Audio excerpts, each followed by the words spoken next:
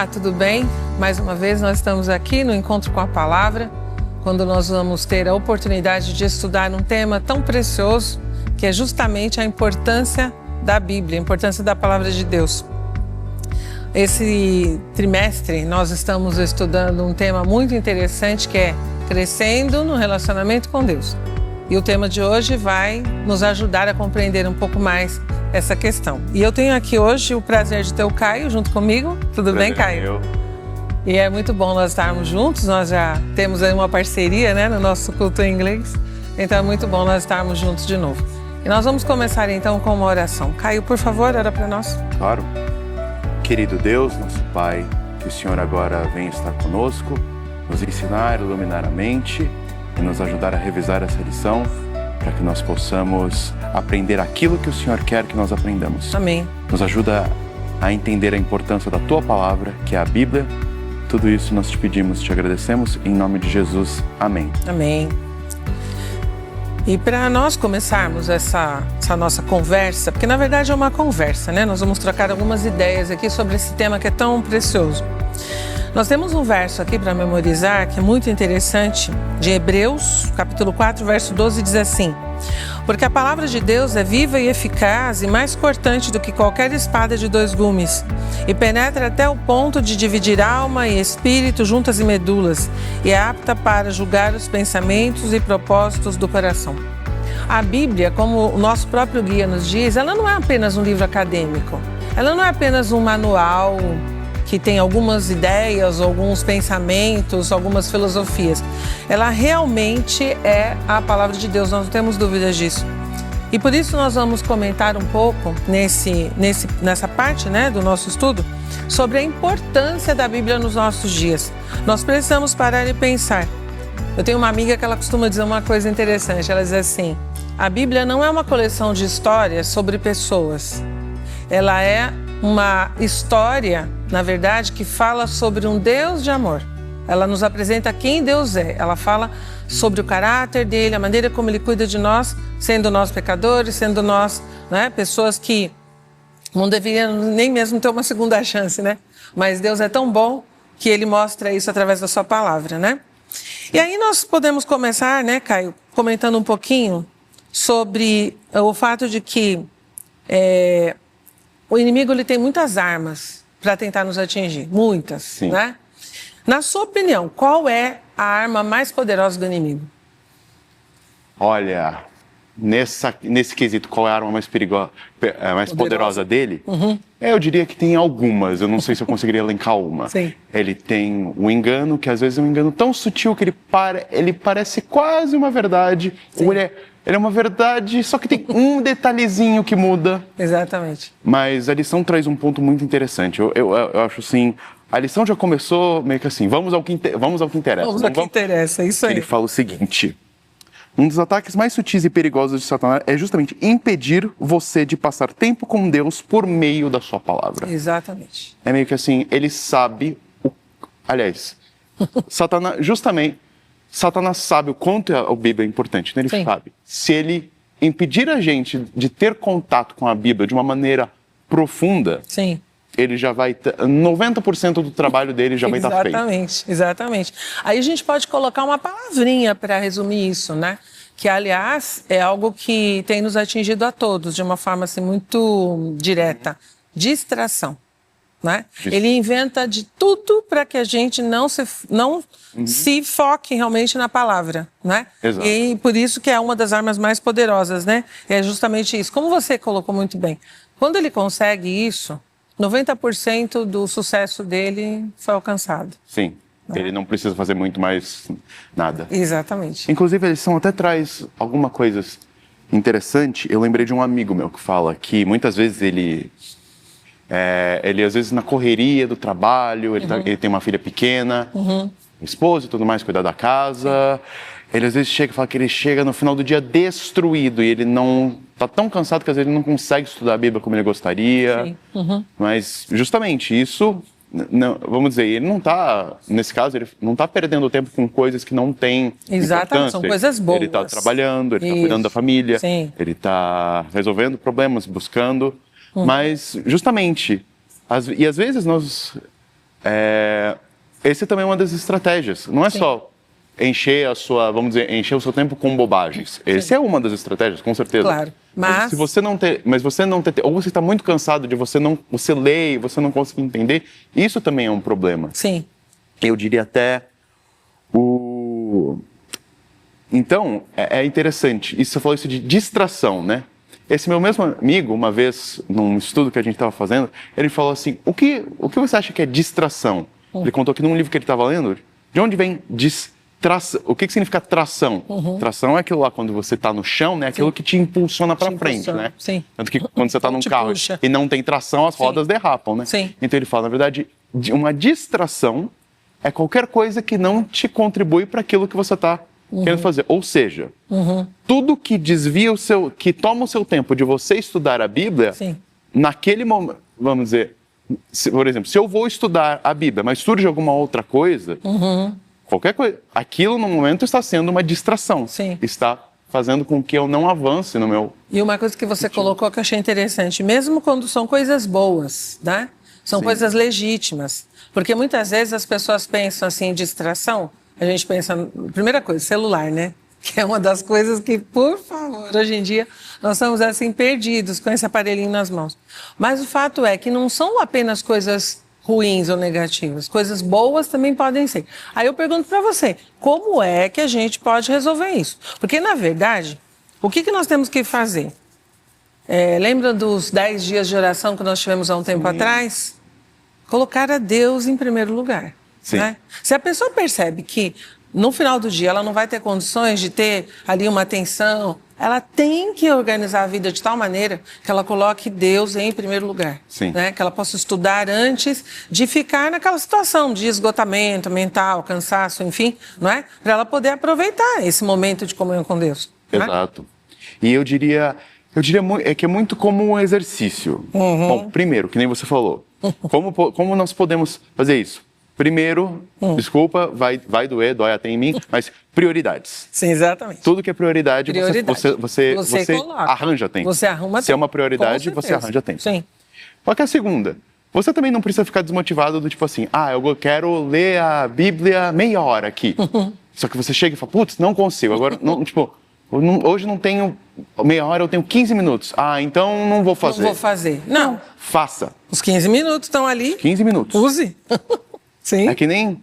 acho que todo mundo que trabalha com saúde vai falar. Meia hora o ideal...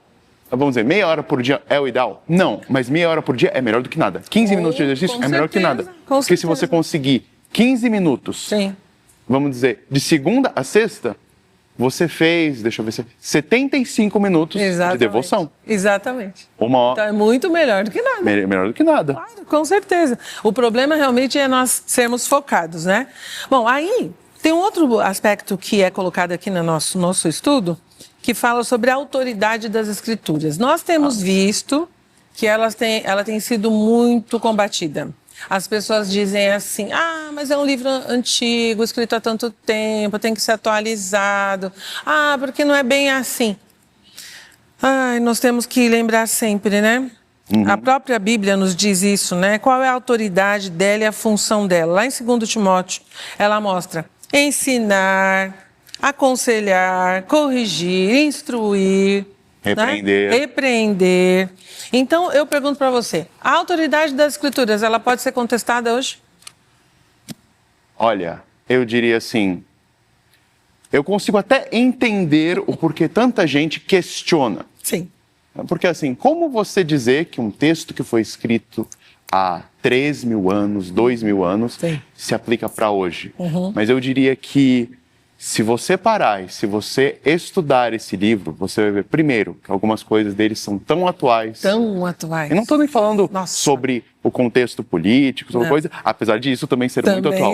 Mas, por exemplo, aquilo que ele fala sobre o homem, sobre a nossa natureza, que nós temos uma propensão para fazer aquilo que é errado. Com certeza. Você olha, isso não mudou nada. Em milênios não mudou nada. Não mudou nada. Exatamente. Não mudou nada. Isso aí. Mas eu diria que nós, como cristãos, nós temos que ter isso. A Bíblia é a nossa regra de fé e prática. E o que isso significa? Porque falar isso parece só uma frase bonita, né? Que a gente fala. Frase de efeito. O que significa? A Bíblia tem que ser a base por qual eu pauto a minha vida. Isso aí. Exatamente. A gente tem, vamos dizer, nós temos outras coisas que nós podemos usar para pautar a nossa vida? Sim, nós temos tradições, nós temos vamos dizer, tem escritos cristãos de outros autores que traem muito. Trazem mas coisas o boas. que significa ter a Bíblia como base? Significa que quando eu tem até pensamentos de intelectuais que eles trazem às vezes muitas coisas interessantes. Mas o que significa? Significa que quando há uma divergência, assim, por exemplo, entre a tradição e a Bíblia, para onde que eu vou? Quem tem a palavra final? A Bíblia. É nesse sentido, a Bíblia. A Bíblia. Quando tem uma diferença quando tem uma diferença na minha preferência, no que eu gosto, no que eu penso, no que eu acho, para onde que eu vou? Ou melhor, e a Bíblia, quem tem a palavra final? A Bíblia. Eu tenho, por mais que doa e dói, eu tenho É verdade. eu tenho que assumir, eu tenho que deixar a Bíblia ser a autoridade final. Exatamente. Não é como eu penso, não é como eu acho, não é como outras pessoas acham. Exatamente. Por mais que pareçam argumentos bons, que tem... Sim. É a Bíblia. É a Bíblia, tem que ser. E aí dá pra gente fazer uma ligação rápida aqui com o tópico seguinte, que é justamente o que? A verdade bíblica.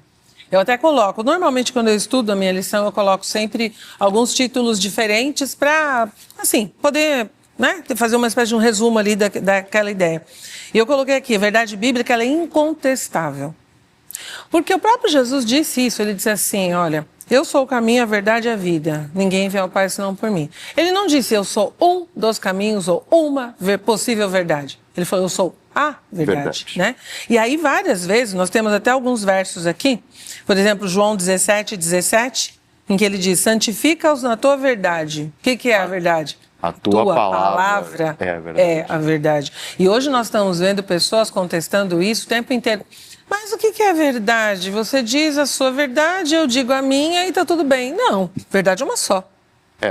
Verdade é uma só, não tem conversa. Não tem essa história de você fica com a sua verdade, eu fico com a minha e tudo bem.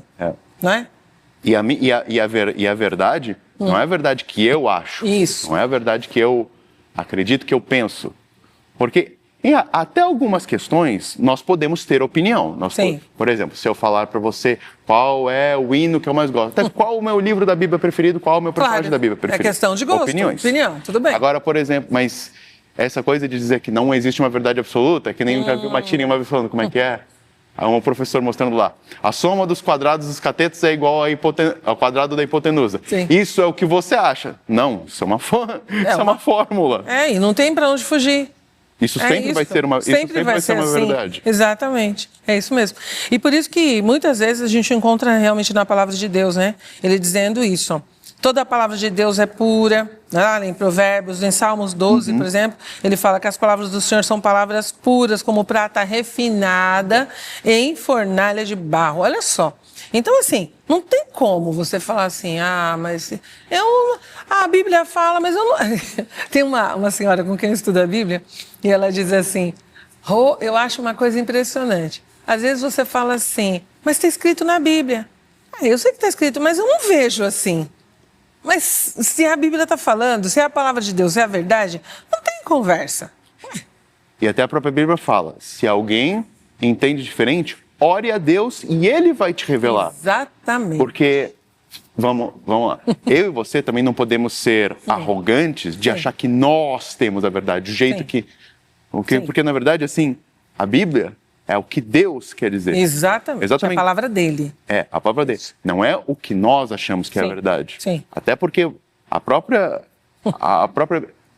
Bíblia, a própria lição falam sobre isso. Sim. White fala aqui, né? Há minas de verdade ainda por descobrir por parte do fervoroso pesquisador. Do mesmo jeito que quando houve na história da nossa igreja, quando houve o desapontamento, eles estudaram e começaram a descobrir verdades que eles não sabiam. Eles estavam errados no que eles estavam pregando, que Jesus logo ia... Não. Mas eles não tinham noção do tempo, do santuário, e do verdadeiro significado. E eu acho assim, nós não podemos ser arrogantes, nós achamos, nós já sabemos tudo sobre a Bíblia. Não.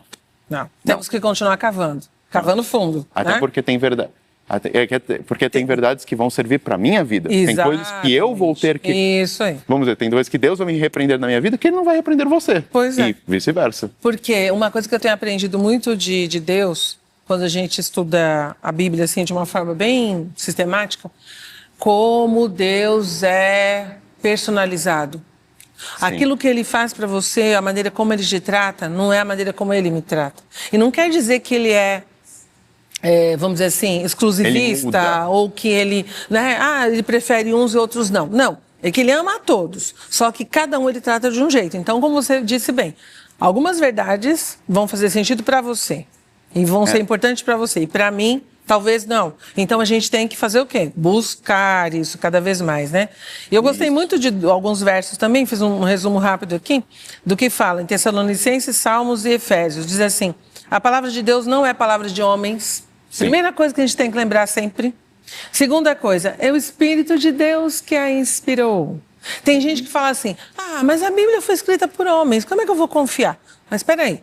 Foi o Espírito de Deus que inspirou esses homens para que eles pudessem transcrever. Eu gosto muito de uma coisa que o Dr. Rodrigo Silva fala. Ele diz assim, a Bíblia é a linguagem de Deus com sotaque humano. Isso. É isso. Mas é Deus falando. Isso. Até porque, eu diria assim, a força da Bíblia não está nas palavras. Não é se ele escreveu a palavra que ele escreveu aqui. Sim. A força da Bíblia é a mensagem. Exatamente. A Bíblia já foi traduzida Sim. em milhares de línguas. Sim. Em versões diferentes. Versões diferentes, sim. Algumas com mais modernas, outras, né? Linguagem mais antiga, sim. Exato. Mas o poder dela continua. Sim. A Bíblia continua transformando vidas. Exatamente. E gerando mudança nas pessoas. E fazendo pessoas conhecerem a Deus. Exatamente. E aí você já me deu o gancho para a gente ver o próximo tópico. Porque aqui nós temos assim, como a Bíblia se descreve, né? E nós temos vários pontos interessantes. Mas uma das coisas que a gente pode concluir é que a Bíblia é um alimento essencial. Como você acabou de falar.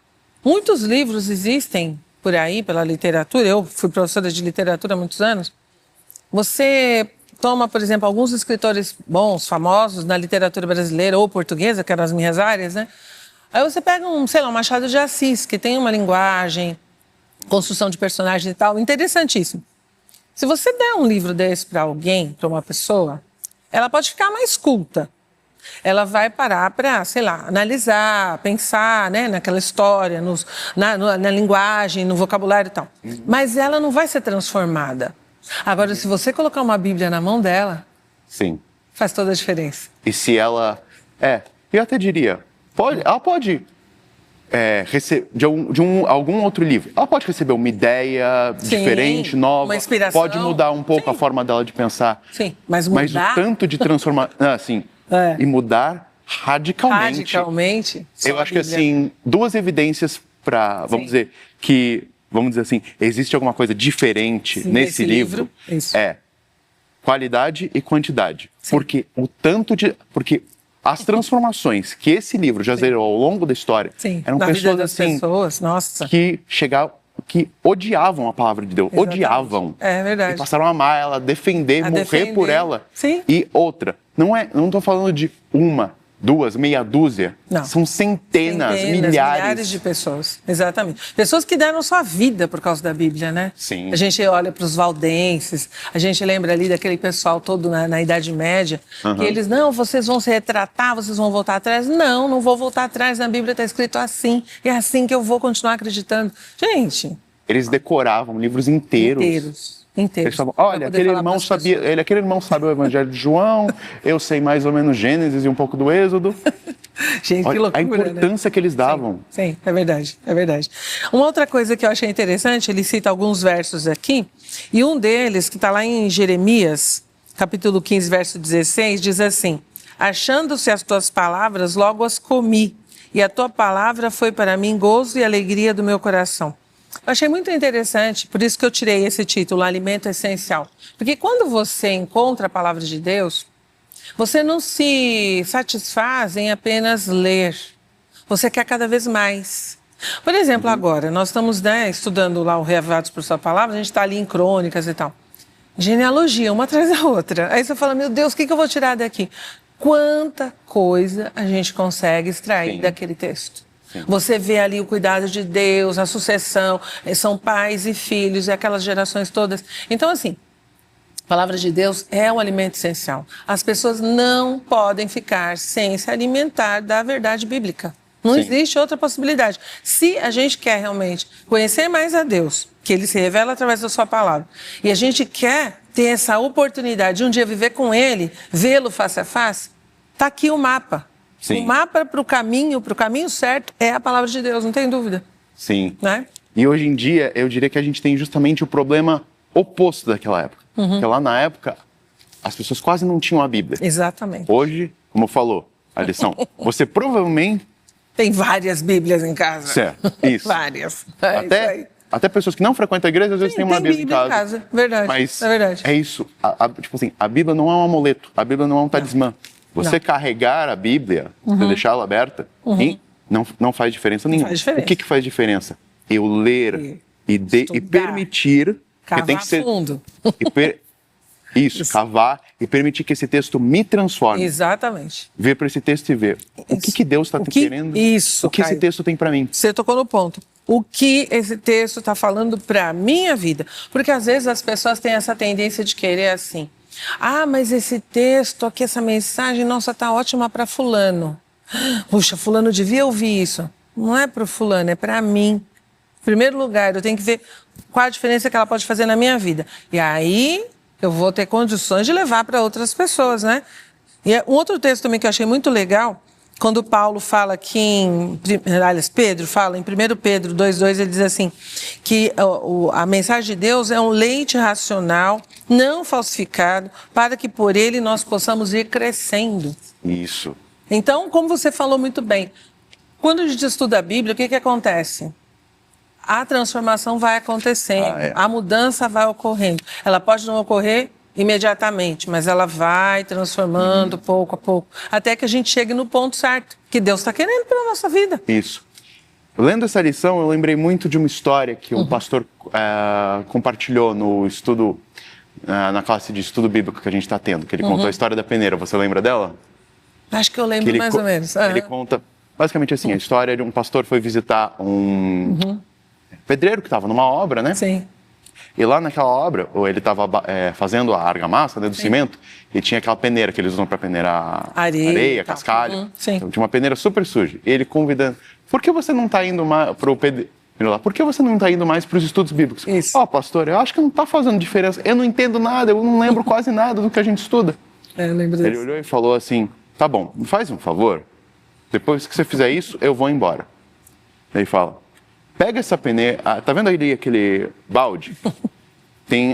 Você pega lá a peneira e enche esse balde de água com a peneira.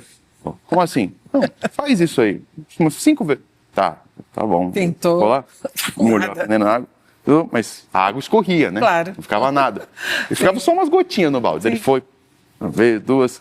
Pastor, vai. Não, só mais um pouquinho. Foi lá 2 vezes. Tá bom, fiz. Tá bom. Olha só. Tá vendo quanto que de água tem no balde? Tem quase nada, tem umas gotinhas. Gotinha. Mas olha para a peneira. Limpa.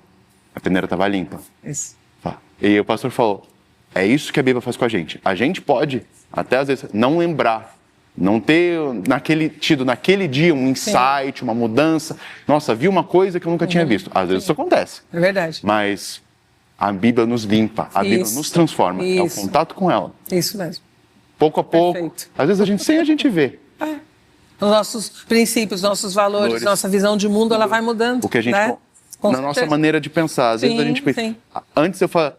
E eu noto isso na minha vida. Sim. Eu falo, coisas que eu não gostava de fazer, agora eu gosto. Coisas que eu considerava super importante, agora não mais. Não mais, é isso aí. Ou até a maneira de pensar. Antes a pessoa, isso aqui não tem problema não. Falo, não. Olha só, bem isso assim. aqui. Isso aqui a Bíblia me fala diferente. É verdade. Então eu não posso agir dessa maneira. É verdade, é assim mesmo. E aí, um último aspecto, né, que a gente pode tratar aqui em relação a isso, até eu achei interessante a pergunta, ela diz assim, nossa capacidade de aprender com a palavra de Deus depende muito da disposição do nosso coração quando nos aproximamos da Bíblia. E o que Coríntios diz sobre isso? Gente, nós precisamos ter humildade. É o que está faltando hoje no nosso mundo, né? A maioria das pessoas ficam assim, não, mas a Bíblia é muito simples, ou então, porque eu acho que essa não é bem assim, eu não concordo e tal.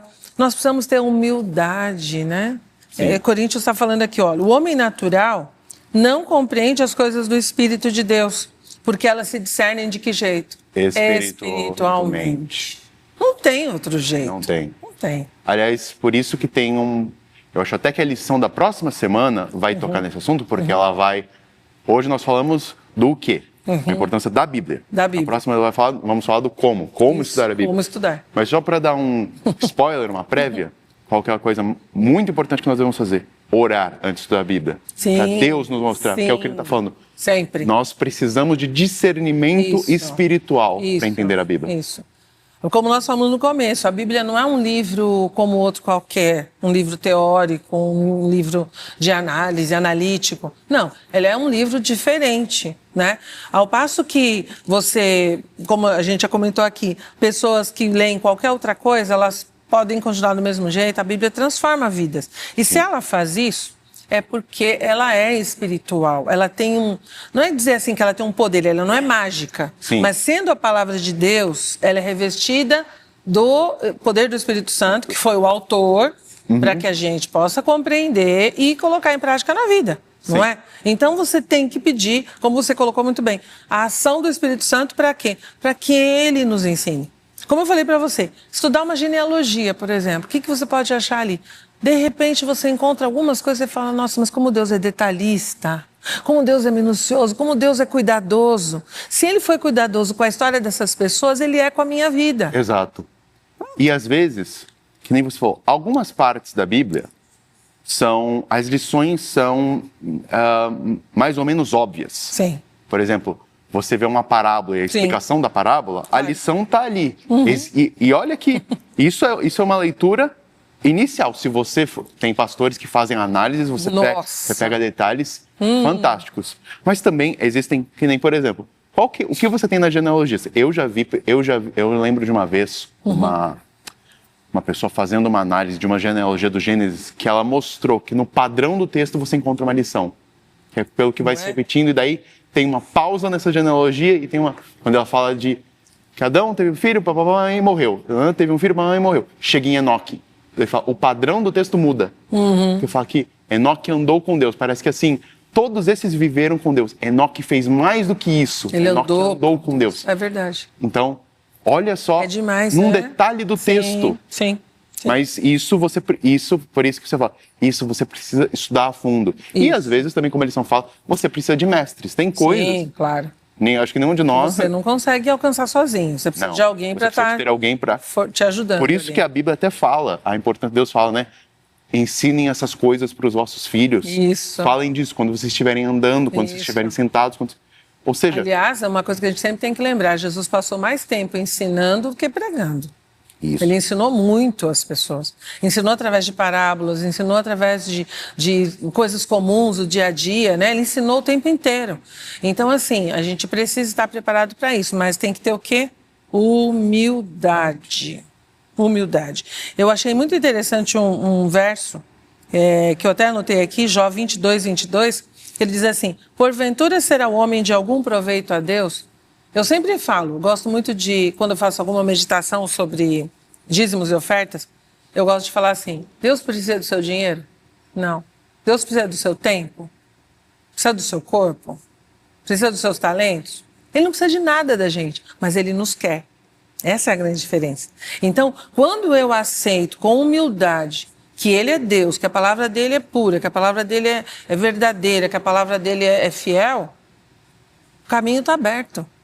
E a gente está indo para o céu, e esse é o objetivo, né? É ir para o céu, exatamente isso aí, né? A gente tem que aceitar a palavra de Deus e deixar que ela faça mudanças na nossa vida, né? Sim. Bom, e o último ponto, né, na parte da sexta-feira aqui, quando fala que a palavra de Deus, eu gostei muito de um verso que aparece logo depois de Mateus 12:34, aparece aí. Lê para mim essa frase, o que diz aí? Na parte na parte de sexta-feira. Ah, sim. essa do mesmo modo, né? Isso. Do mesmo modo, a palavra de Deus revela o que há no coração dele e o que ele deseja para nós. Gente, isso é lindo.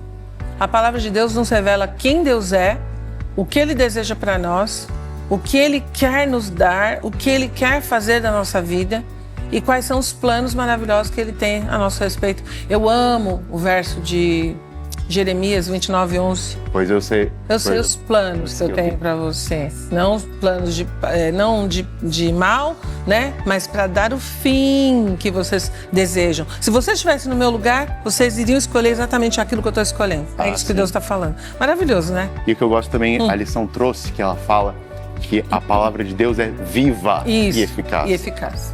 Isso. Porque, acho assim, ou seja, ele não é só uma teoria, ela é viva. Por isso que para cada pessoa ela vai, vamos assim, ela vai apresentar a verdade e essa verdade vai, mas essa verdade que é, vamos dizer, que é a única que é, mas ela vai realizar uma transformação em mim, Sim. outra transformação em você. Isso. E é isso que importa, né? Porque ela no final das contas, é isso que importa. É isso mesmo. Isso. Bom, nosso tempo já acabou. Nós queremos agradecer a você que assistiu, que esteve conosco nesses momentos e que nós possamos realmente continuar analisando, estudando, buscando a verdade na palavra de Deus. Vamos orar para a gente finalizar? Querido Deus e Pai Todo-Poderoso, nós te agradecemos por esses momentos que passamos aqui, meditando na importância da Tua palavra. Ajuda-nos, Senhor, a vivenciar esta verdade, colocá-la em prática na nossa vida diária.